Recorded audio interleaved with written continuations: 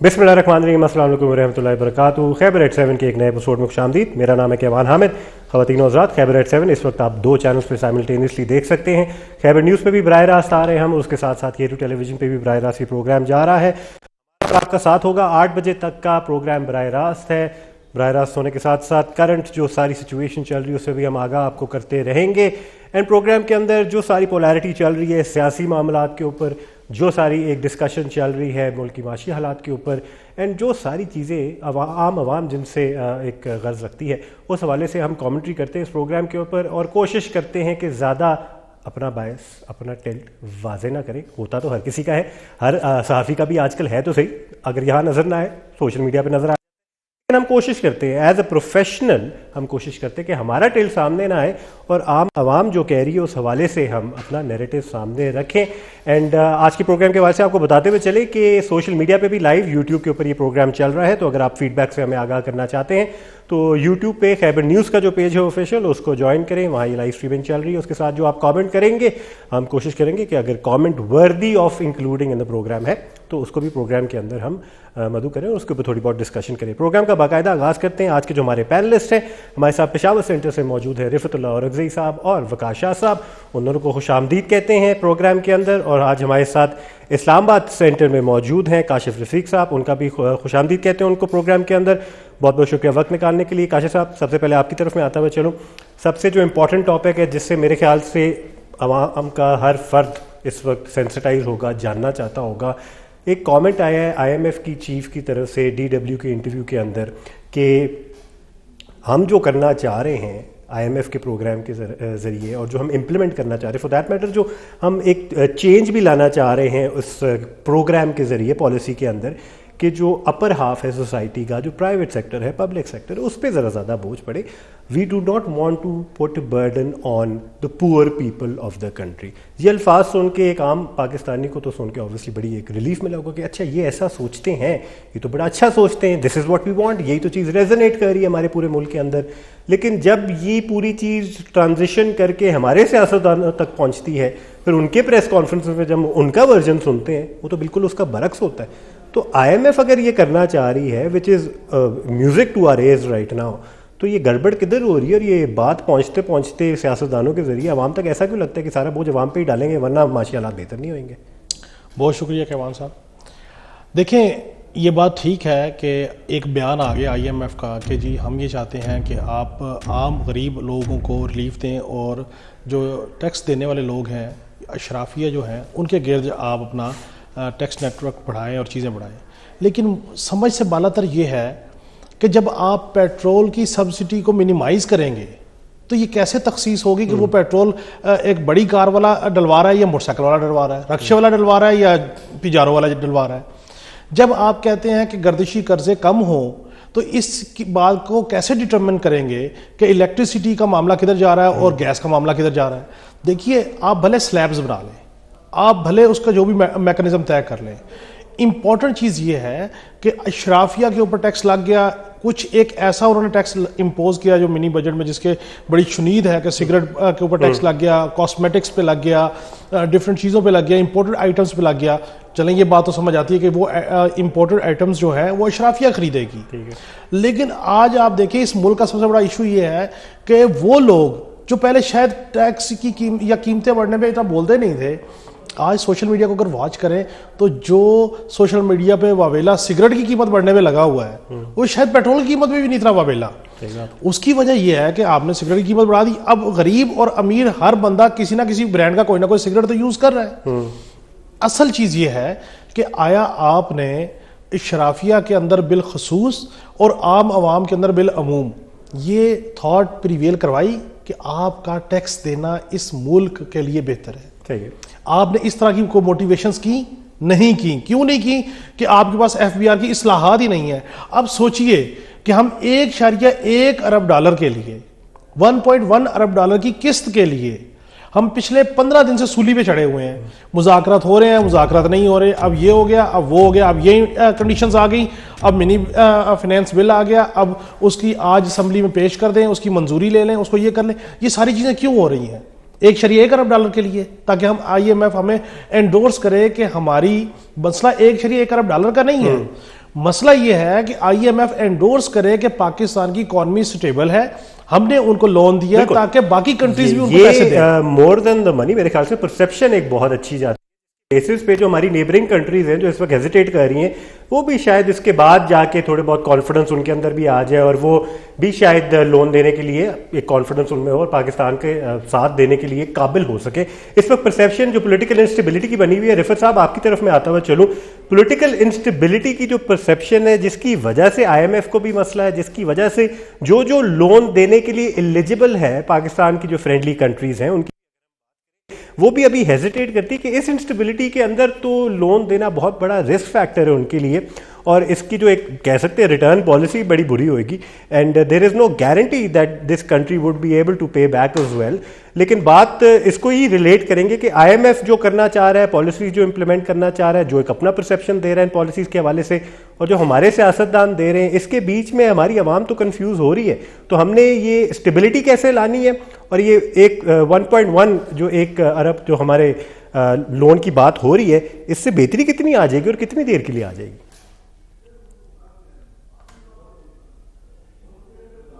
بہت شکریہ کیوان صاحب.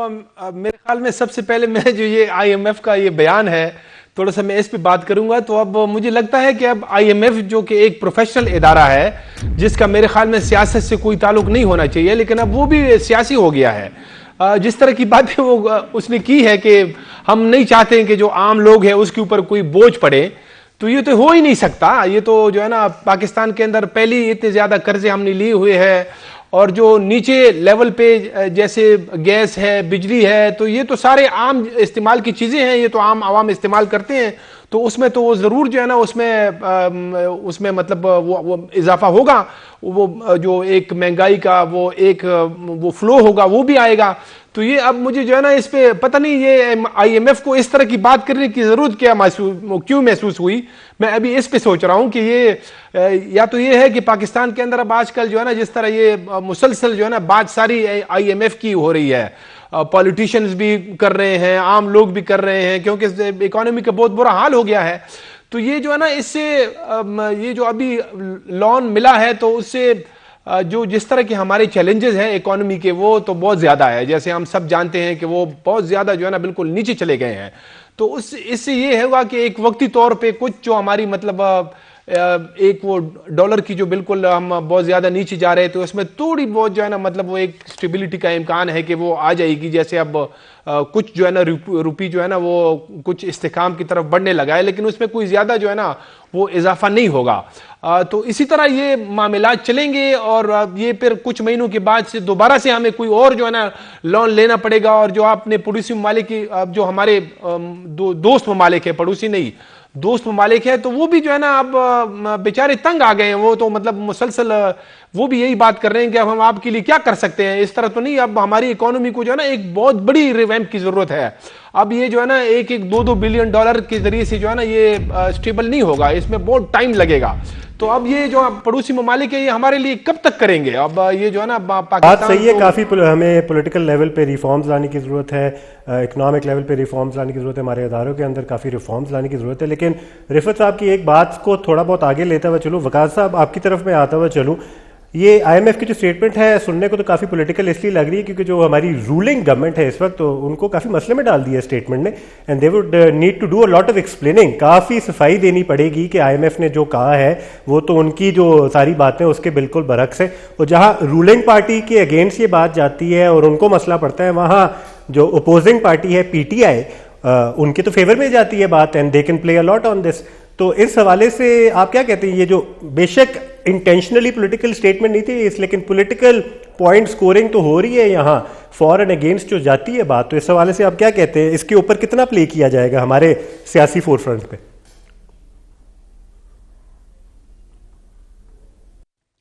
جی کیوان صاحب بہت شکریہ. آئی ایم ایف کی بات یا جو ان کی اسٹیٹمنٹ ہے وہ سیاسی صحیح یا ڈپلومیٹک صحیح, لیکن میرے خیال میں یہ پاکستان کا جو مرض ہے تو اس کا علاج ہے. بدقسمتی سے جو کام ہمارے حکومت کو اور ہمارے حکمرانوں کو کرنا چاہیے تھا وہ آئی ایم ایف چڑی پکڑ کر ان سے کروا رہی ہے, اور یہ بہت اچھی بات ہے. میں تو ذاتی طور پر آئی ایم ایف کے اس اسٹیٹمنٹ کو اگر یہ ایز اے پری کنڈیشن رکھتی ہے پیسوں کے لیے جو پاکستان کو دے رہے ہیں، تو میں اس کو بھی سپورٹ کرتا ہوں. یہ جو پیسے آتے ہیں IMF سے، جو اس سے پہلے آئے اربوں ڈالرز آئے، تو وہ کہاں پر خرچ ہوتے ہیں؟ وہ ہمارے جو سرکاری اشرافیہ ہے، مفخور کلاس جسے کہتے ہیں، تو وہ سارے پیسے تو وہ استعمال کرتے ہیں. ایک اسسٹنٹ کمشنر جو 17 اسکیل کا ہوتا ہے، وہ 5-6 کروڑ کی گاڑی میں آتا ہے. اس کا کام کیا ہوتا ہے؟ وہ سبزیاں، ٹماٹر اور پیاز کے ریٹ چیک کرتا ہے، لیکن اس کے ساتھ 8-10 پولیس والے بھی ہوتے ہیں. تو یہ ہے ہماری بیوروکریسی. کیا ایک اسسٹنٹ کمشنر موٹر سائیکل پہ نہیں آ سکتا یا چھوٹی گاڑی پر نہیں آ سکتا؟ اس کو کیوں آپ نے اتنی مہنگی گاڑی دی ہے؟ پھر ہمارے جو رہائش گاہیں ہیں ہمارے افسران کے یا افسرشاہی کے، وہ تو بڑے بڑے محل ہیں، وہ سرکاری خرچے پر چل رہے ہیں. ان کی POL اور ان کی بجلی، یہ ساری چیزیں، گیس، ان کو تو اپنی جیب سے کچھ نہیں خرچنا پڑتا. یہ جو IMF سے جتنے پیسے آتے ہیں یا جو دوسرے ہمارے ڈونرز یا جو لون ہمیں ملتا ہے پاکستان کو، سارا انہی افسرشاہی کی جو ان کی ورکنگ ہے یا جو ان کا جو ڈیلی جو ان کی روٹین ہے، تو وہ سارے پیسے تو وہ خرچتے ہیں. تو پھر عوام کو اس پیسوں کا کیا فائدہ؟ میرا نہیں خیال کہ عوام کو ان پیسوں کا کوئی بھی فائدہ ہو. بالکل اس سے بھی سخت شرائط IMF لگائے پاکستان پر، پاکستان کی بیوروکریسی پر، پاکستان کی جو حکمران طبقہ ہے، تاکہ عوام کے ساتھ جو کھلواڑ کھیلا جا رہا ہے، کم از کم عوام کو تھوڑی سی نجات ملے ان حکمرانوں سے. بالکل. اچھا کاشف صاحب، یہ جو پولیٹیکل فرنٹ پہ سرکاری اخراجات کی بات ہوئی، بیوروکریٹک لیول پہ بھی جو بات ہوئی ہے، یہ جو اخراجات ہیں جو واضح طور پہ کم کیے جا سکتے ہیں، واضح طور پہ عوام کو دکھانے کے لیے، IMF کو دکھانے کے لیے، اچھی positive perception in the right direction دینے کے لیے، کچھ اخراجات صرف پالیسی کی حد تک اگر کم کر دیں تو اس میں مذائقہ کیا ہے؟ یہی تو ٹائم ہے کہ اس طرح کا امپریشن تو ایٹ لیسٹ دیا جائے، IMF کو ایٹ لیسٹ دیا جائے کہ وی آر ٹرائنگ کہ ہم اپنے لیول پہ اخراجات کم کریں. اس خبریں سننے کو مل نہیں رہی ہیں. بس یہ ہے کہ مجبوری ہے جی، بوجھ تو ڈلے گا، مشکل حالات تو ہوں گے، پرائسز تو بڑھیں گی، لیکن ہمارے اینڈ پہ کیا کیا جا رہا ہے؟ ہم جن گاڑیوں میں آ رہے ہیں، جن دفتروں میں جا رہے ہیں، ہمارے جو اخراجات ہیں، زیادہ تو وہ باتیں ہونی چاہیے کہ سب سے پہلے ویل ٹیک دا برانٹ، ہم لیتے ہیں جی اس کا پورا بوجھ، اور جب ہمارا پورا سیچوریٹ ہو جائے گا پھر عوام کی طرف لے کے جائیں گے. یہ کوئی ٹرینڈ نہیں بن رہا ہماری گورنمنٹ سے. دیکھیں، بنیادی طور پہ ہمارے ملک میں ڈویژن ہے کلیئر کٹ. ایک رولنگ کلاس ہے، اشرافیہ ہے، جو پیدا ہی ملک میں رول کے لیے ہوئی ہے، اور ایک عوام ہے جو پیدا ہی پسنے کے لیے ہوئی ہے. اب وہ جو کلاس ہے جو لاکھوں کروڑوں روپے لگا کے اسمبلیوں میں آتے ہیں، اسمبلیوں میں اگر الیکشن ہار جائیں تو پھر اس کی پولیٹیکل ایفیلیشن کے صلے میں ان کو معاون خصوصی بنا دیا جاتا ہے، ایڈوائزر بنا دیا جاتا ہے. اور ایسے ایسے بیوروکریٹس ہیں جن کے اوپر ماضی میں اربوں روپے کی کرپشن کے کیسز تھے، ان کے کیسز ختم ہو گئے اور وہ آج اس قوم کے اوپر رول کر رہے ہیں. تو آپ دیکھیں، یہ کول و فیل کا تضاد ہے. اس کے اوپر اسی وقت چیزیں سٹیپ ہو سکتی ہیں جس وقت بندہ کردار کے ساتھ کھڑا ہو. جہاں تک بات ہے ایٹ لیسٹ آپ دیکھیں، آپ تو اخراجات کی بات کر رہے ہیں. آپ کو پتا ہے IMF کے ساتھ جو مذاکرات ڈیڈ لاک کا شکار ہو گئے تھے بیچ میں، اس میں ایک بڑی شرط یہ تھی کہ بیوروکریسی اپنے اثاثے جو ہے وہ اوپن کرے، اور اس کے بعد ایک بڑی لے دے ہوئی کہ کیسے کریں کیسے نہ کریں. پھر ایک چور راستہ نکالا گیا کہ جی بیوروکریٹ جو ہے وہ اپنے اثاثے ایک بینک بنا دیا گیا FBR کے اندر، وہاں پہ جمع کرائیں گے اور وہ سارے اثاثے وہاں پہ مانیٹر ہوں گے. ابھی تک یہ بھی طے ہونا باقی ہے کہ وہ جو اثاثے جمع کرانے والے بیوروکریٹ ہیں وہ سول بیوروکریسی سے تعلق رکھتے ہیں یا اس میں ملٹری بیوروکریسی بھی ہے. دیکھیے، ایک ملک کا سول بیوروکریٹ ہے وہ پہلے سکیل سے لے کے 22ویں سکیل تک کوئی بھی ہو، اور پتہ یہ لگتا ہے وہ کروڑوں اربوں روپے کے اس نے اثاثے بنائے، اس کے بعد کورٹوں سے وہ آزاد ہو گیا، اس کے بعد وہ سینیٹر بن گیا، اس کے بعد وہ ایڈوائزر بن گیا، اس کے بعد وہ معاون خصوصی بن گیا، اور اس نے آگے پالیسیز بنانی شروع کر دیں. جبکہ عوام جو ہے اس سے تو کوئی پوچھ ہی نہیں رہا کہ بھائی آپ کا حال کیا ہے، آپ کو روٹی مل رہی ہے نہیں مل رہی، آٹا کدھر پہنچ گیا. سے اصل ایشو کیا ہے؟ اصل ایشو ہے کردار کا. IMF جو کہہ رہا ہے، گو کہ IMF بھی پولیٹیکل سٹیٹمنٹ دینی اس نے شروع کر دی. یہ ایک خوشائن بات ہے کہ تاکہ IMF کی نظر، عوام کی نظر میں IMF جو ہے وہ ایک بہت ہی کوئی ظالم جابر قسم کا ادارہ نہیں ہے. وہ تو چاہتا ہے آپ امیروں سے ٹیکس لیں، غریبوں سے نہ لیں. یہ سٹیٹمنٹ صرف اس پولیٹیکل سٹیٹمنٹ کا حصہ میں سمجھتا ہوں جو ہے.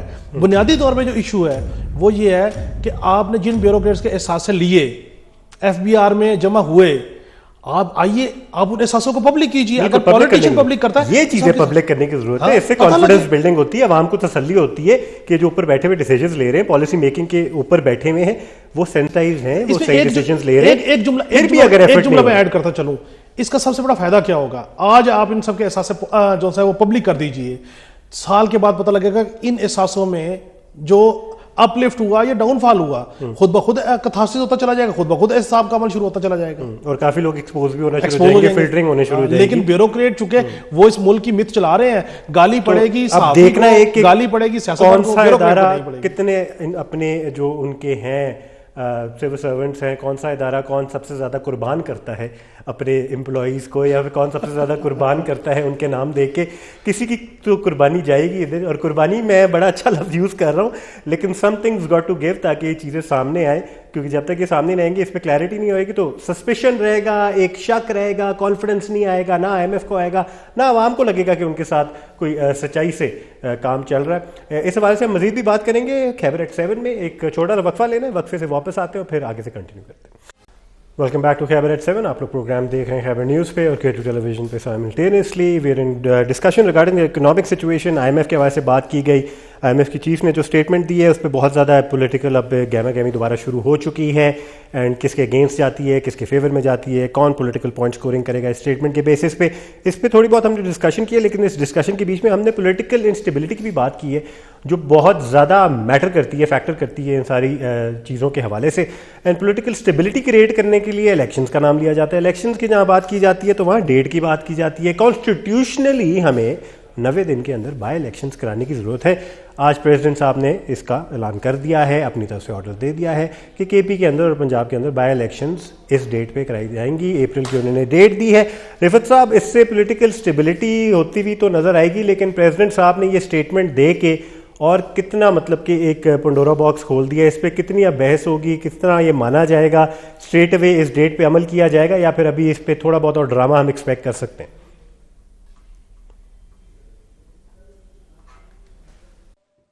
صاحب, یہ ابھی تھوڑی دیر پہلے جب یہ ہم دیکھ رہے تھے تو مجھے جو ہے نا بڑا یعنی میں سوچ رہا تھا کہ اس ملک سے کیا بن گیا ہے. بالکل جو ہے نا جیسے کوئی قانون نہیں ہے, کوئی آئین نہیں ہے. یہ ذمہ داری جو ہے نا کوئی ہر پارٹی اس کی اپنی انٹرپریٹیشن کر رہا ہے. اگر پی ٹی آئی والے ہیں وہ کہہ رہے ہیں کہ نہیں, یہ صدر صاحب جو ہے نا اس کو یہ اختیار ہے اور اس نے ڈیٹ اناؤنس کر دیا ہے, اور جو پی ڈی ایم کی جماعتیں ہیں وہ کہتے ہیں کہ نہیں, یہ تو صدر نے جو ہے نا وہ آئین سے اعتراض کیا ہے اور اس نے جو ہے نا وائلیشن کی ہے, اب اس کی سزا ملنی چاہیے. تو ایسے مطلب ایک اور مزید انسٹیبلٹی جو ہے نا وہ پھیل گئی ہے. اب یہ بات جو ہے نا مجھے لگتا ہے کہ عدالتوں میں جائے گی, اور عدالتیں آج کل جو ہے نا وہ جس طرح کا وہ رسپانس کر رہی ہے, جس طرح کہ وہ ان کی وہ ہے جو پرفارمنس ہے, پرفارمنس میں بات کرتا ہوں عدالتوں پہ تو مجھے میرا جو ہے نا وہ منہ اس کی اجازت بھی نہیں دیتا. یعنی اس طرح کی عدالتوں کی وہ کاروائیاں ہیں جو ہو رہی ہے, تو یہ جو ہے نا بالکل جیسے مذاق بن گیا ہے اس ملک سے. اب پتہ نہیں اس کا کیا ہوگا. اور وہ جو بڑا چیلنج جو اکانومی کے جس پہ ابھی آپ بات کر رہے ہیں, وہ مزید اس سے جو ہے نا اس میں میرے خیال میں اس میں اضافہ ہوگا. تو یہ جو ہے نا یہ چیز کوئی ایسی اتھارٹی نہیں ہے کہ جس کی کوئی بات مانے. تو یہ جو ہے نا بالکل ایسے میں تو دیکھتا ہوں تو جب یہ مطلب نچلے لیول پہ جو لوگ ہیں, عام لوگ ہیں, جو پاکستان کے زیادہ تر عوام جو ہے وہ غریب لوگ ہیں, ان کی حالت جو ہے نا دن بدن بگڑ رہی ہے. تو اب مجھے لگتا ہے کہ پھر بھی الیکشن نہیں ہوں گے, کیونکہ یہ جو حکومت ہے یہ بالکل اس کی موڈ میں نظر نہیں آتی. لیکن اگر کوئی آئین کی خلاف ورزی ہوتی ہے, جو بہت بڑا ایک پیکٹ ہے ہمارے درمیان, تو اس کی وائلیشن بالکل نہیں ہونی چاہیے. جو آئین میں دیا گیا طریقہ کار ہے اس کے مطابق جو ہے نا الیکشن بھی ہونی چاہیے, اور اس کے مطابق جو ہے نا یہ سارے جو مطلب ہمارے ملک کے حالات ہیں وہ اس کے مطابق چلنے چاہیے, اور اس پہ کسی کی جو ہے نا وہ اس کی مطلب کوئی کمپرومائز اس پہ نہیں ہونی چاہیے. تو یہ مجھے لگتا ہے کہ مزید جو ہے نا یہ ایک انسٹیبلٹی کی ایک اور جو ہے نا ایک فیکٹر اور آ گیا ہے بیچ میں. اب دیکھتے ہیں کہ آگے کیا حالات بنتے ہیں. وقاص صاحب, اس پہ آپ ذرا روشنی ڈالیے کہ آئین کی خلاف ورزی تو نہیں ہونی چاہیے, لیکن آئین کے حوالے سے روز ایک نئی سچویشن ہم دیکھتے ہیں کہ آئین کے اندر ایک ایسی لوپ ہول تو نہیں کہوں گا, لیکن ایسی فلیکسیبلٹی ہے کہ صدر صاحب اس کو اویل کر سکتے ہیں. آئین کے اندر ایک ایسی فلیکسیبلٹی ہے جس میں ایکسٹینشن بھی ہو سکتی ہے. آئین کے اندر کچھ فلیکسیبلٹیز ہے according to different perceptions of different parties as well. لیکن اس کے اندر اگر ہم پرٹیکولرلی الیکشن کمیشن کی بات کریں تو وہ کیا رول پلے کرے گا, اور وہ اب کس سچویشن میں اب ہمیں نظر آتی ہے الیکشن کمیشن, اب کیا اس کا نیکسٹ ایکشن, کیا اس پلان آف ایکشن کیا ہو سکتا ہے after this statement from president صاحب؟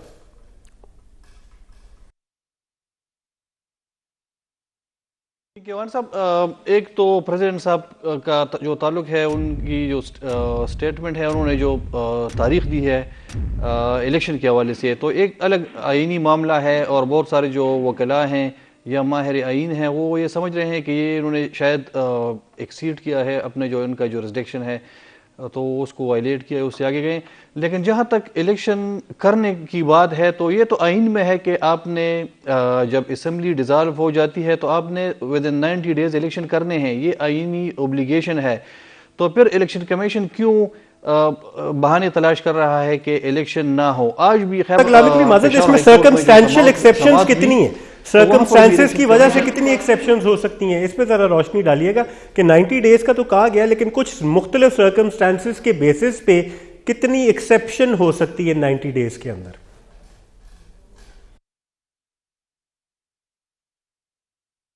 से जो हमारा आईनी ट्रैक रिकॉर्ड है वो तो इतना अच्छा नहीं है। ज़ियाउल हक साहब ने कहा था कि मैं इतने अरसे में इलेक्शन करूंगा, वो नहीं हुए। उसके बाद भी यानी 2-3 बार ऐसे हुआ है कि इलेक्शन डिले हुए हैं 6 महीनों के लिए, 4 महीनों के लिए, इस तरह वो हुए, लेकिन वो हालात उस टाइम पर जो थे तो वो मुख्तलिफ हालात थे, लेकिन बहरहाल इलेक्शन हुए हैं। अब जो हालात हैं तो क्या ये इतने ख़राब हुए हैं? ये 2008 से भी ख़राब हैं। 2008 में जब वॉर ऑन टेरर या जो TTP की मिलिटेंसी थी वो तो बहुत पीक पर थी, वो तो रोज़ाना खुदकश हमले हो रहे थे पेशावर में, हर रोज़ बम पड़ रहा था। इस्लाम यानी वो तो पहुंच गए थे पाकिस्तान के दूसरे शहरों में भी और रोज़ाना लाशें गिर रही थी। उन हालात में भी इलेक्शन हुआ, तो अब हालात तो ऐसे इतने ख़राब नहीं है। ठीक है, हालात ख़राब हैं। आज भी हमारी IG साहब से मुलाकात हुई खैबर पख्तूनख्वा की, तो उनका भी इस हवाले से उनके भी खदशात थे, लेकिन मैं समझता हूँ कि जो हालात आज के हैं ये 2008 से ज़्यादा ख़राब नहीं है। और क्यों? इलेक्शन का मुतालिबा कोई गैर आईनी है। अगर पाकिस्तान तहरीक इंसाफ का मुतालिबा है कि आइन के मुताबिक इलेक्शन कराया जाए, तो PDM में शामिल जमातें, जो PDM सरकार है, तो वो क्यों डरती है इलेक्शन करने से? क्या ये जमहूरियत पर यकीन नहीं रखते PDM में जो शामिल जमातें हैं? क्या इलेक्शन नहीं होने? क्या अवाम ने फैसला नहीं करना? क्या आपने अवाम को इख्तियार नहीं देना कि वो अपनी मर्जी का, अपनी मुस्तकबिल का फैसला करे? यही जमहूरियत है कि इलेक्शन के ज़रिए, वोट के ज़रिए अवाम अपने मुस्तकबिल और अपने जो लीडर्स हैं वो चुनती है। तो अवाम से ये हक क्यों छीना जा रहा है? और इसके लिए बहाने जो तलाश किए जा रहे हैं, मेरे ख्याल में ये PDM के लिए भी अच्छा नहीं है, क्योंकि PDM जितना इलेक्शन लेट कराएगी तो उसका ज़्यादा नुकसान PDM को होगा। आज अगर PTI को थोड़ा सा एज है 60-40, तो ये शायद 4-5 महीने बाद, चूंकि बेरोज़गारी मज़ीद बढ़ेगी, डॉलर का रेट ज़्यादा हो रहा है, एनर्जी की कीमत उन्होंने ऑलरेडी बढ़ाई है, गैस और बिजली की, तो इन सब का जो नुकसान होगा वो PDM को होगा। तो फिर क्या इनके पास गारंटी है कि? काशिफ साहब, मुझे बताइए कि जैसे कि मेंशन किया कि PDM को ज़्यादा नुकसान होगा जैसे जैसे डिले है, और कहा भी जा रहा है उनको थोड़ा बहुत मोटिवेट करने के लिए कि आपका नुकसान हो रहा है। मेरा मतलब है आगे आगे वैसे भी प्राइसेस हाइक कर रही हैं, वैसे भी इकोनॉमिक सिचुएशन बदतर हो रही है, इसका सारा मलबा आपके ऊपर ही आ रहा है, परसेप्शन भी गलत जा रही है। पब्लिक लेवल पे देखें तो आपका जो पॉपुलैरिटी ग्राफ है वो नीचे की तरफ ही जा रहा है। तो ये इंतज़ार किस चीज़ का हो रहा है? PDM की तरफ से अगर उनकी तरफ से हम सोचें, जो वैसे सोचना उन्हीं की तरफ से चाहिए क्योंकि हमारी हुकूमत है, लेकिन उनकी तरफ से क्या इस वक्त रीज़न है कि जब तक ये नहीं होता तो तब तक इलेक्शन नहीं होती? वो क्या है? वो टाइम क्या है? वो सिचुएशन क्या है? वो एनवायरनमेंट क्या है? क्योंकि इकोनॉमिक लेवल पे हम देख रहे हैं, सिक्योरिटी के लेवल पे देख रहे हैं, चीज़ें बदतर हो रही हैं। तो ये बेहतर कौन करेगा और कैसे होंगी और फिर जाके इलेक्शन कराएंगे? वो क्या टाइम लाइन क्या है इसकी? देखिए, मैं जल्दी से 2-3 चीज़ें आपको कर दूँ। एक तो ये है कि प्रेसिडेंट ने 57(1) के तहत वो ऑर्डर दे सकते हैं इलेक्शन कमीशन को कि आप इलेक्शन करवाइए। 57(2) के तहत इलेक्शन कमीशन ने अमल दरामद करना है। वो करता है नहीं करता, ये एक बात की बात है। और गवर्नर्स ने डेट देनी है प्रोविंसेस के इलेक्शन की, सदर डायरेक्ट डेट नहीं दे सकते। ठीक है। अब आज ये बात, ज़िमनी इलेक्शन मुलतवी हो गए। जब ज़िमनी इलेक्शन मुलतवी हो गए, हाई कोर्ट ने कहा कि ज़िमनी इलेक्शन मुलतवी कर दें। तो आपने क्या किया? इलेक्शन मुलतवी कर दिए, लेकिन इस्तीफे एक्सेप्ट हो गए। यानी कि आपके इलेक्शन नहीं होंगे और आप असेंबली में भी नहीं जा सकते। 2 बातें हो गई। तीसरी बात यह है कि चीफ इलेक्शन कमिश्नर ने चंद दिन पहले कहा, उसने कहा अदलिया से RO मांगे, उन्होंने नहीं दिए। फौज ने कहा हम फौज नहीं दे सकते, हुकूमत पैसे नहीं दे सकती, वो इलेक्शन कैसे करवाएं? एग्जैक्टली। ठीक है, अब ये अथॉरिटी है। अब देखिए, जब आप इन सब को पॉइंट्स को जोड़ते हैं तो आपकी इकोनॉमिक कंडीशन वर्स्ट है। اس پہ سب کا کنسنسس ہے. تو آپ بتائیے آئی ایم ایف جو ہے وہ نگران سیٹ اپ کے ساتھ کیسے مذاکرات کرے گا, کیسے شورٹیاں دے گا, کیونکہ ایک منتخب حکومت تھی عمران خان صاحب کی, اس حکومت نے جو ایگریمنٹ کیا وہ ایگریمنٹ فلفل نہیں ہوا. اب اس کنڈیشن میں اب آجیے پولیٹیکل گراؤنڈ میں, پی ڈی ایم ایک پولیٹیکل اینٹیٹی ہے. اب پی ڈی ایم نے جس وقت ضمنی بجٹ لے کے آئی اور جس وقت انہوں نے پرائسز بڑھائیں, تو آپ کا کیا خیال ہے کہ وہ اپنے اوپر پولیٹیکلی خود کچھ حملہ کریں گے؟ کہ آپ اگر آپ نے الیکشن میں فوری جانا ہے اور آپ اتنی قیمتیں بڑھائیں گے تو ان کا قصور تو نہیں ہے. وہ تو کہتے ہیں کہ یہ سارا کیا دھرا جو ہے وہ پریویس گورنمنٹ کا ہے, تو کیسے کریں گے؟ دیکھیں اس وقت ملک کی معاشی صورتحال اتنی نازک ہے کہ پہلے اس کو کاندھا دینا ضروری ہے. ہاں یہ بھی ہو سکتا ہے. اب جب صدر صاحب کہتے ہیں, اگر فرض کر لیں نگران حکومت جو ہے پنجاب کی, وہ کہتی ہے کہ ہمارے جو ہے وہ سیکیورٹی کی سچویشن ایسی نہیں ہے کہ ہم آپ کو اتنی اسٹرینتھ سے سیکیورٹی دیں. آئی جی کے پی کے نے بھی تو کہا تھا میرے پاس پولیس کی ریزرو جو فورس ہے وہ کم ہے, لہٰذا میں کیسے آپ کو مینیج کر کے دوں. سو میرے ذاتی خیال یہ ہے کہ یہ پہلے دن سے ایک بات ہو رہی تھی کہ ضمنی الیکشن نہیں ہوں گے, صوبائی اور جنرل الیکشن اکٹھے ہوں گے. اب یہ صرف پوائنٹ سکورنگ ہے کہ آرٹیکل 6 لگ جائے گا, یہ ہو جائے گا. صدر صاحب نے اپنا فیصلہ دے دیا, کل اس کی انٹرپریٹیشن کے لیے الیکشن کمیشن کا اجلاس ہوگا, وہ سپریم کورٹ چلے جائیں گے, سپریم کورٹ اس کو ڈیٹرمن کر دے گا کہ الیکشن 90 دن میں کروانے ہیں یا 90 دن سے آگے کو ایمرجنسی لگانی ہے. میرا سوال یہ ہے کہ آپ پولیٹیکل پوائنٹ سکورنگ سارے کھیل رہے ہیں, پی ڈی ایم بھی کھیل رہی ہے اپوزیشن اور اپوزیشن بھی کھیل رہی ہے, یعنی کہ عمران خان صاحب بھی کھیل رہے ہیں. اداروں کی ورث کہاں پہ گئی؟ آپ یہ بتائیے کہ پبلک کو کیا مل رہا ہے کہ آپ عدالت جا رہے ہیں, سارا ہجوم کھڑا ہے, عدالت کے اندر ایک تماشا لگا ہوا ہے. یعنی کہ عام آدمی کی عبوری ضمانت جو ہے یا حفاظتی ضمانت کے لیے کتنے پاپڑ بیلنا پڑتے ہیں. اگر آپ اس ملک میں ایک بڑی پولیٹیکل اینٹیٹی ہیں تو پھر آپ کو کوئی روکنے والا نہیں ہے, آپ جو مرضی کریں, آپ کے اوپر کوئی قانون ضابطہ اخلاق لگتا ہی نہیں ہے, وہ کوئی بھی ہو. وہ آج جو حکومت میں بیٹھے ہوئے ہیں, کل تک یہ اربوں روپے کی کرپشن کے الزام تھے, آج یہ ہمارے حکمران ہیں, کل کے حکمران آج کورٹ کچہری میں ہیں. مسئلہ یہ ہے پبلک کی کون سوچے گا؟ ملک کی جو فنڈامنٹل فالٹ لائنز ہیں اکانومی کی, اس کے اوپر جب تک یہ سب مل کے بیٹھ کے چارٹرڈ آف اکانومی نہیں کرتے, جب تک یہ سارے ایک پیج پہ اکٹھے نہیں ہوتے کہ سیاسی پوائنٹ سکورنگ جو مرضی ہو, ہم نے اکنومیکل ایک جو 20 سال کا پلان ہے وہ ترتیب دے دیا تمام پولیٹیکل اینٹیٹیز کو, اس کو لے کے آگے چلیں. عام الفاظ میں بات سمجھ آتی ہے. رفعت اللہ اورکزئی صاحب, کون کرے گا, کب کرے گا, اس پہ تو بہت سوال اٹھ رہے ہیں, ڈسکشن بھی ہم کر رہے ہیں. کیا کرے گا اس پہ میرا نہیں خیال کسی کے پاس جواب ہے کہ معاشی جو ایک بحران ہے اس سے باہر کیسے نکالیں گے, کیا کر کے نکالیں گے, کیا پالیسی امپلیمنٹیشن ہوگی, کیا مینیفیسٹو ہوگا, سیکیورٹی کے حوالے سے what is the policy that they going to take, Afghanistan کے حوالے سے واٹ از دا پالیسی. یہ کیا پہ زیادہ بات نہیں ہو رہی, کیسے پہ زیادہ بات نہیں ہو رہی, بس یہ بات ہو رہی کہ کرسی پہ بیٹھ کے کون کرے گا. اس سے تو میرے خیال سے قوم کو کوئی غرض ہے بھی نہیں. قوم صرف چاہتی ہے کہ بھئی جو بھی کرے گا اس وقت بہتری کے لیے کرے اور جلدی کرے. تو آپ کا کیا خیال ہے, یہ کیسے اور کیا کرنا ہے, اس کے حوالے سے ڈسکشن آخر کب تک ہوگی, یا پھر جب تک الیکشن والا معاملہ سالو نہیں ہوتا تب تک نہیں ہو سکتی؟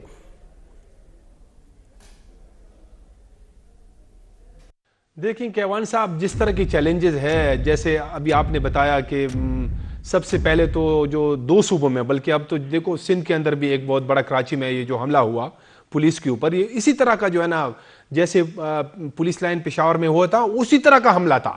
لیکن یہ ہے کہ خوش قسمتی تھے وہاں پہ اتنا نقصان نہیں ہوا, یعنی وہ ہائی سیکیورٹی زون جس طرح یہاں کا پولیس لائن تھا اسی طرح کا جو ہے نا وہ ڈی آئی جی کا آفس تھا. تو یہ جو ہے نا اب یہ پورے پاکستان میں یہ سیکیورٹی کا چیلنج جو ہے نا وہ تو ظاہر ہے کہ اس طرح جو ہے نا وہ پھیل رہا ہے بڑی تیزی سے, اور اکانومی کے مسائل جو ہے وہ تو اس سے پہلے سے جو ہے نا بہت زیادہ ہے. تو اب ایک یعنی اس وقت جو ضرورت جس بات کی ہے وہ یہ ہے کہ یہ تمام سٹیک ہولڈرز کو بیٹھنا ہوگا. تمام سٹیک ہولڈرز جس میں مطلب اپوزیشن بھی میں کہوں گا, یعنی عمران خان صاحب, پی ڈی ایم کی جماعتیں جتنی ہیں, اور اسٹیبلشمنٹ یعنی ملٹری, ان سب نے, اور عدلیہ بھی ساتھ میں جو ہے نا وہ بھی ایک مطلب ادارہ ہے, ان سب نے بیٹھ کے جو ہے نا یہ جو کرائسس ہے اس کو نکالنا ہوگا ملک کو. ورنہ یہ جو ہے نا یہ شارٹ ٹائم, ابھی جس طرح ہم نے آئی ایم ایف سے یہ ایک لے لیا ہے لون, تو ابھی یہ شارٹ ٹائم یہ نا کچھ مہینوں کے لیے یہ تو چل جائے گا, لیکن پھر جو ہے نا پھر کرائسس شروع ہو جائے گی. اس طرح سیکیورٹی کا ایشو جو ہے وہ ہم نے افغانستان, یہ سارا وہ تو بہت بڑا چیلنجنگ ایشو ہے, وہ تو جیسے اب کہہ رہے ہیں کہ ہم نے افغانستان کے ساتھ اس کو اٹھانا ہے، تو اس کے ساتھ جو ہے نا بڑی کوارڈینیشن کے ساتھ یہ جو ہے نا معاملات کو سیٹل کرنا ہوگا، ورنہ یہ جو ہے نا وہ حالات اسی طرح بگڑتے جائیں گے. آج جیسے وہ ابھی وقاص بھائی نے بھی کہا، ہم نے آئی جی صاحب کے ساتھ ہماری جو آج یہ تھی اس میں بھی موجود تھا، تو اس نے ہمیں سیکیورٹی چیلنجز کے بارے میں بتایا کہ کتنا جو ہے نا وہ معاملہ سیریس ہے.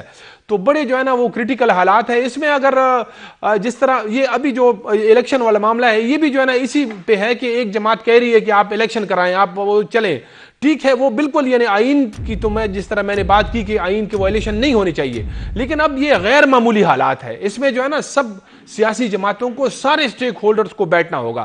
اگر ہم نہیں بیٹھتے ہیں اس کو جو ہے نا کوارڈینیشن سے یہ معاملات طے نہیں ہوتے تو یہ کرائسس جو ہے نا یہ حل ہونے والے نہیں ہے. یہ مزید جو ہے نا یہ مزید اس میں جو ہے نا سیریسنس آئے گی اور مزید جو ہے نا ملک کا بہت بڑا نقصان اللہ نہ کرے. سب کو اکٹھے بیٹھنے کی ضرورت ہے، اور اکٹھے جب تک نہیں بیٹھیں گے اور ایک معاملے کے اوپر سینسٹائز ہوتے ہوئے نظر نہیں آئیں گے تب تک یہ جو ایک گیم آف تھرونز چل رہی ہے اس کا کوئی فائدہ نہیں ہے. اینڈ یہ ایک انٹرٹینمنٹ کی صورت میں ہم دیکھ سکتے ہیں، لیکن ملک کی جو سولوشنز ہیں، جو ان پرابلمس کی سولوشنز ہیں، اس کے ذریعے نہیں ملنے والی. سیکیورٹی کے حوالے سے بات ہوئی ہے، سیکیورٹی کے حوالے سے ہم مزید گفتگو کریں گے. بہت امپورٹنٹ ایشو ہے، اور جو آج بارڈر پہ بھی جو سچویشن ہوئی ہے تورخم بارڈر پہ، اس حوالے سے بھی ہم نے ڈسکشن کرنی ہے اس پروگرام کے اندر. لیکن ایک چھوٹا سا وقفہ ہے، وقفے سے واپس آ کے اس پہ بات کرتے ہیں. Welcome back to Khyber at 7 in conversation regarding the security situation of the country. وقاص صاحب، میں آپ کی طرف آنا چاہوں گا. سیکیورٹی کے حوالے سے تورخم بارڈر پہ جو آج سچویشن ایک دم رپٹ کر گئی ہے، ایک انسٹیبلٹی اس سے بھی نظر آتی ہے، پرسیپشن گلوبل لیول پہ بھی بہت بری جاتی ہے، نیبرنگ کنٹری کے ساتھ جو تعلقات ہیں اس پہ بھی کوئی کلیئرٹی نظر نہیں آتی ہے. اور اتفاقاً آج میں کچھ پرانے اخبار پڑھ رہا تھا، کافی سال پرانا اخبار میرے ہاتھ لگا، اینڈ میں نے اس میں کوئی خبر ایسی دیکھ رہا تھا کہ بھئی 18 سال پہلے کیا سچویشن تھی. لگ بھگ کوئی 2006 کا اخبار تھا، اور تب بھی اسفندیار ولی صاحب کی ایک سٹیٹمنٹ تھی اس اخبار کے اندر کہ افغانستان کے حوالے سے ہماری پالیسی کلیئر ہونی چاہیے. سر کافی سال گزر گئے، افغانستان کے حوالے سے ہماری پالیسی آج بھی کلیئر نہیں ہے. سچویشن کافی بدل گئی ہے، حالات کافی بدل گئے ہیں، لیکن پالیسی کلیئر نہیں ہے. اور بارڈر پہ جو انسٹیبلٹی ہے، بارڈر پہ جو ایک سچویشن ہے، وہ آج بھی اچھی نہیں ہے. تو اس حوالے سے جو ادارے ہیں، جو ذمہ دار ادارے ہیں، وہ کیا اس پہ سٹیپس لے رہے ہیں اور عوام کو کیسے تسلی دیں گے؟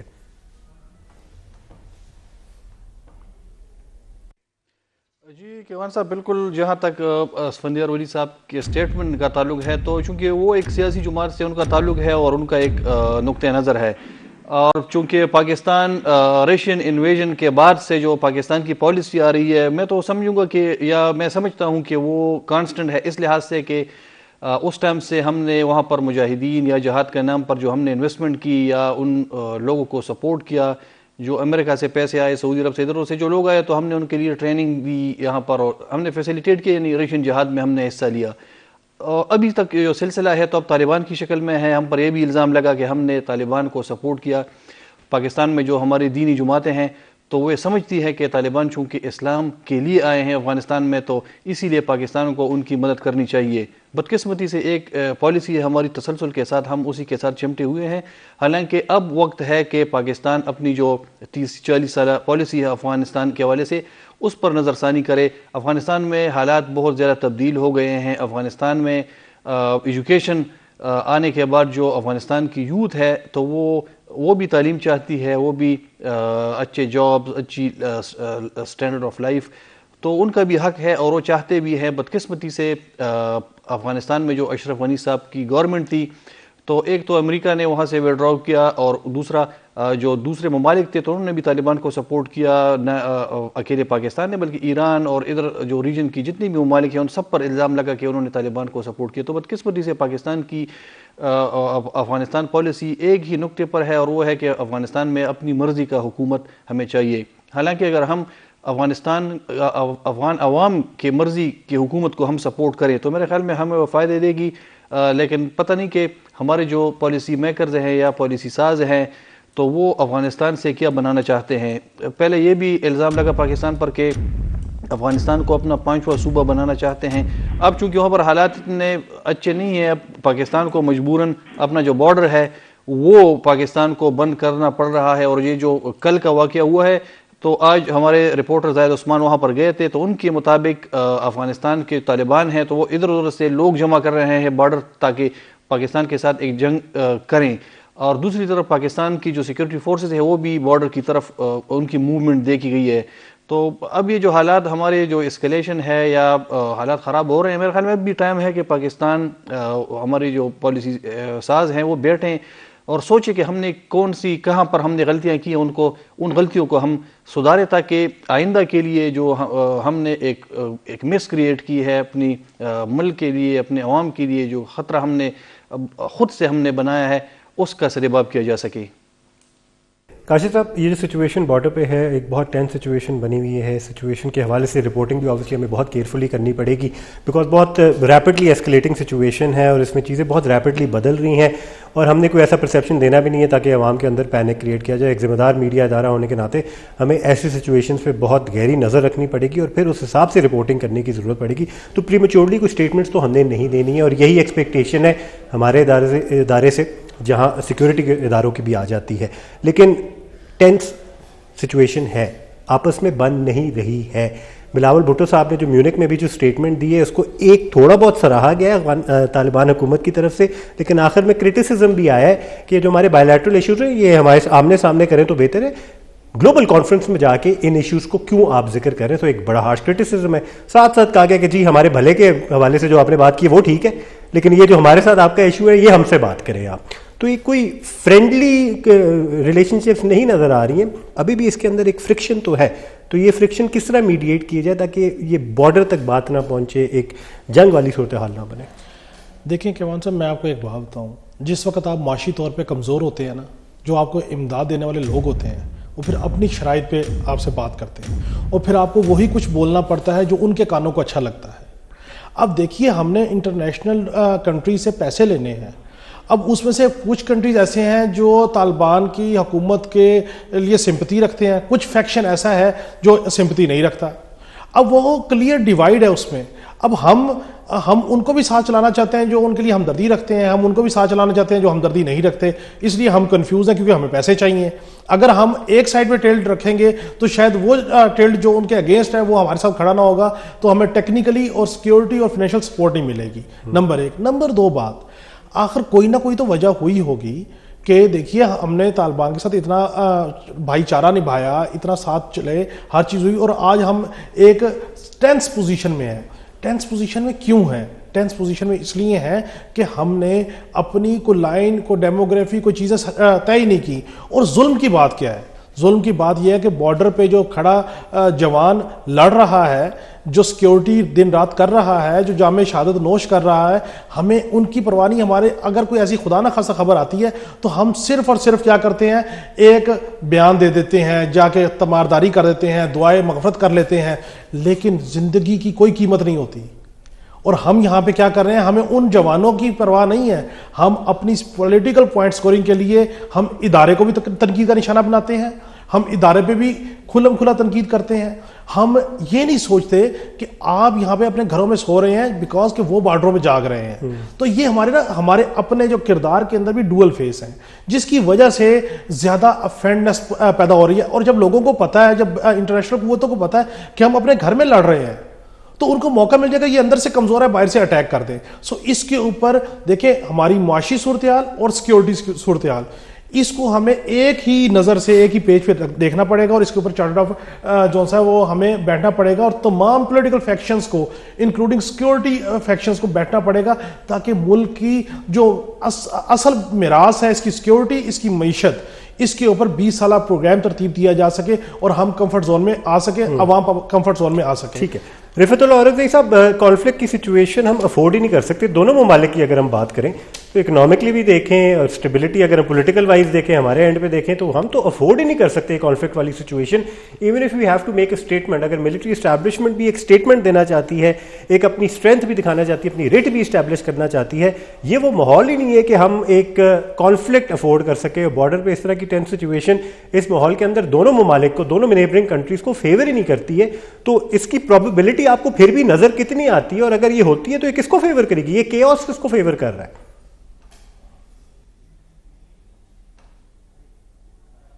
دیکھیں، یہ قیاس تو دونوں طرف جو ہے نا، وہ نقصان تو دونوں طرف ہے. لیکن اس میں سب سے زیادہ جو ہے بڑی افسوسناک بات یہ ہے کہ جو پاکستان کی پالیسیز پہ، ابھی افغان پالیسی پہ بات ہو رہی تھی، تو اس وقت تو ہماری کوئی بالکل پالیسی ہمیں نظر نہیں آ رہی ہے کہ ہماری کیا پالیسی ہے.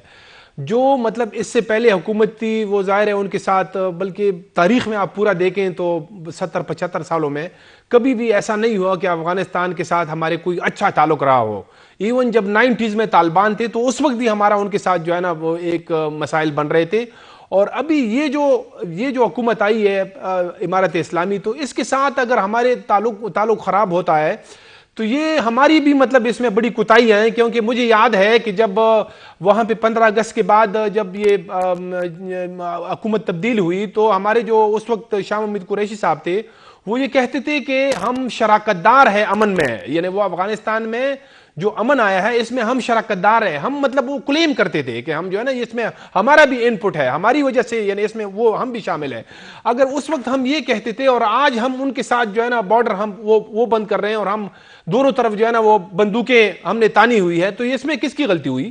تو یہ مطلب میں یہ اب اور بلاول صاحب ہم دیکھ رہے ہیں کہ اس وقت ہم امریکہ کے ساتھ تقریباً 3 لیول پہ ہمارے جو ہے نا وہ ڈائلاگ چل رہا ہے. ایک جو سیکیورٹی ہے، ایک ٹریڈ ہے، اور ایک جو ہے نا کاؤنٹر ٹیررزم. اس میں وہ جا کے جو ہے نا ادھر بیانات بھی دیتے ہیں، پھر وہ افغانستان کا خصوصی طور پر اس کا ذکر بھی کرتے ہیں. لیکن جب سے یہ حکومت آئی ہے تو بلاول صاحب کو اتنا موقع نہیں ملا، پورا یورپ اس نے دیکھ لیا، امریکہ چلا گیا، افغانستان نہیں گیا. تو یہ اب کیسے ہمارے حالات بہتر ہوں گے جب آپ اگر کسی کو بھیج بھی رہے ہیں، ہنا ربانی کر کو ہم نے بھیجا تو اس پہ بھی افغان طالبان جو ہے نا بڑے ناراض ہوئے کہ آپ نے خاتون کو بھیجا ہے. وہ ان کی اپنی ایک وہ ہے اس حوالے سے، حالانکہ ناراضگی نہیں ہونی چاہیے، لیکن بہرحال تو ہمیں مطلب اس طرح انگیج رکھنا چاہیے. یہ جو معاملات ہیں ہمارے ٹی ٹی پی کا ایک بہت بڑا سنجیدہ ایشو ہے، بہت سیریس ایشو ہے پاکستان کا. تو وہ ہم نے جو ہے نا اگر ہم نے وہ اس کو حل کرنا ہے تو وہ ڈائلاگ سے ہوگا، وہ اس کا اور کوئی حل لاسٹ منٹ وکاشا صاحب میں چاہوں گا آپ اس پہ تھوڑا کامنٹ کیجئے کہ اس کے اندر ہمارا ایکٹیو رول کیا ہونا چاہیے تاکہ سچویشن کو ہم تھوڑا بہت نیوٹرلائز بھی کر سکیں، جو ایک اگریسو سچویشن بنی ہوئی، اور ساتھ ساتھ ٹی ٹی پی کا جو تھریٹ ہے اس کو بھی نیوٹرلائز کر سکے. کیونکہ ہماری افغان طالبان کی جو حکومت ہے اس سے کچھ ایکسپیکٹیشنز ہیں when it comes to T T P, وہ ایکسپیکٹیشنز پوری ہوتی ہوئی نظر بھی نہیں آ رہی ہیں، وہاں میں ڈس اپوائنٹمنٹ ہی فیس کرنے کو مل رہی ہے. تو یہ ایکسپیکٹیشن جب پوری نہیں ہو رہی تو ہم اس میں پیسفلی کیسے ایک سچویشن کو آگے لے کے چلیں گے تاکہ سیکیورٹی تھریٹ بھی نہ بنے، افغانستان کا بھی بھلا ہو. ختم کر دیے ہیں افغان کمیونٹی یا ایک گروپ کو ہم نے بہت عرصے سے سپورٹ کیا، اور اس کے علاوہ جو دوسرے گروپس تھے یا جو دوسرے عوام تھے نان پشتون، وہ ہم سے ناراض ہیں. میرے خیال میں سب سے پہلے پاکستان کو یہ کرنا چاہیے کہ وہاں پر جو NRF ہے یا نان پشتون فورسز ہیں، گروپس ہیں، ان سب کو انگیج کرنا چاہیے طالبان کے ساتھ. اس کے ساتھ دوسرا جو ہمیں کام کرنا چاہیے وہ اپنے بارڈر کو ہم سیکیور کریں، زیادہ ڈپلائمنٹ کریں وہاں پر، تاکہ وہاں سے کراس بارڈر جو انفلٹریشن ہو رہی ہے پاکستان کی جانب وہ بالکل نہ ہو.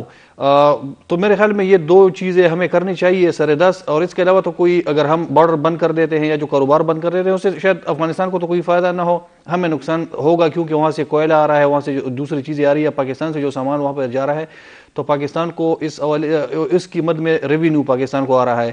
لیکن پھر بھی پاکستان کو یہ دونوں کام کرنے چاہیے، اپنے بارڈر کو ہم مضبوط کریں تاکہ اللیگل کوئی آئے نہ ٹی ٹی پی کی شکل میں یا دوسرے جو ملیٹنٹس ہیں وہ نہ آئے. اور دوسرا افغانستان میں جو اپوزیشن ہے وہاں پر ایسا تو نہیں ہے کہ طالبان ہی پورا افغانستان طالبان ہے، وہاں پر نان پشتونز ہیں، وہاں پر اینٹی طالبان لوگ ہیں، ان سب کو ہم نے انگیج کرنا ہے، ان سب کو کے ساتھ ہم نے جو ڈپلومیٹک ریلیشن شپ ہوتی ہے وہ ہم نے جاری رکھنا ہے. اگر اس سے پہلے اشرف غنی کی حکومت میں ہم طالبان جو ایک گروپ تھا اس ٹائم پر، اس کے ساتھ اگر ہم مذاکرات ہم کرتے تھے یا ان کے ساتھ ہمارے رابطے تھے، تو اب کیوں نہیں ہم کر سکتے NRF کے ساتھ یا جو اینٹی طالبان ہے یا طالبان کی اپوزیشن ہے. تو میرے خیال میں ان دونوں چیزوں پر ہمیں فوری طور پر ہمیں کام شروع کرنا چاہیے. ٹھیک ہے، میں 30 سیکنڈ لوں گا آپ سے. میں آپ کے پلیٹ فارم سے یہ آپ کو خبر دیتا جا رہا ہوں، عمران خان صاحب NRO مانگ رہے ہیں امریکہ سے، PDM سے اور اداروں سے. آج کی ڈیٹ تک ان کو NRO نہیں مل رہا. ہاں چند ماہ میں مزاحمت کر کے پھر مفاہمت ہو جائے اور اداروں تینوں جگہوں سے NRO مل جائے تو عمران خان صاحب جو ہے وہ کمفرٹ زون میں آ جائیں، پھر شاید یہ پولیٹیکل اینٹیٹیز کے ساتھ بیٹھنے پہ مجبور ہو جائیں. ابھی تک وہ جتنی سٹرگل کر رہے ہیں ان کے ڈاٹس جوڑ لیں. تواتر کے ساتھ امریکن امبیسڈر سے ملاقاتیں ہو رہی ہیں، تواتر کے ساتھ برملا کہا گیا کہ جی ہم تو اداروں سے بات کرنا چاہتے ہیں، انہوں نے منہ دوسری طرف پھیرا ہوا ہے. اور PDM کے ساتھ وہ بیٹھنا چاہتے ہیں کہ الیکشن کی ڈیٹ کی اناؤنسمنٹ کر دیں. یہ تینوں اینٹیٹیز، تینوں فیکشن سے عمران خان صاحب NRO چاہتے ہیں. این آر او نہیں مل رہا. یہ ساری سٹرگل عمران خان صاحب کی این آر او لینے کی ہے, اور ان کو اس بات کا حیران کن حد تک وہ اتنے بے حس ہو گئے ہیں کہ ان کو سمجھ ہی نہیں آ رہی کہ یار ملک کی اکانومی کدھر جا رہی ہے. پولیٹیکل ڈی اسٹیبلائزیشن ہوگی تو کوئی ملک ہمیں پیسے نہیں دے گا. آئی ایم ایف کو چھوڑیں, جو ہمارے نیبرنگ کنٹری ہے اپنا پیسہ کیوں ڈبوئیں گے ہمارے اوپر. سو عمران خان صاحب کو این آر او کے لیے سافٹ امیج کے لیے بیک ڈور ڈپلومیسی مضبوط کرنے کی ضرورت ہے. اس طریقے سے مزاحمت کے ساتھ شاید این آر او نہ مل سکے. بالکل, تھوڑا بہت نیریٹو چینج کرنے کی ضرورت ہے, تھوڑی اپروچ چینج کرنے کی ضرورت ہے, بہت جلد چینج کرنے کی ضرورت ہے, کیونکہ ملک کا اسی میں بھلا ہے, ہماری عوام کا اسی میں بھلا ہے. جہاں تک این آر او کی بات ہے, عمران خان صاحب کی طرف سے اگر وہ ایجنڈا ہے تو دوسری طرف سے ایجنڈا -1 کا ہی نظر آ رہا ہے, اور وہ -1 کا جو ایجنڈا ہے وہ کافی اسٹرانگ واضح ہو چکا ہے. اس لیے کبھی کبھار عمران خان صاحب چڑ کے بھی آگے سے کہہ دیتے ہیں کہ بھئی اگر یہ سچویشن ہے کہ آپ نے ایونچولی کرنا وہی ہے جو آپ لوگ چاہ رہے ہیں اور مجھے سے باہر نکالنا ہے, پھر تو ایسے تو نہیں چل سکتا آگے نظام. اینڈ اسی پہ ڈیڈ لاک بن جاتا ہے. خواتین و حضرات, آج کے پروگرام سے اتنا ہی. آپ لوگوں کا بہت بہت شکریہ پروگرام دیکھنے کے لیے. اپنی فیڈ بیک سے ضرور آگاہ کیجیے گا. اگلے ہفتے تک کے لیے اللہ حافظ اور پاکستان پائندہ باد.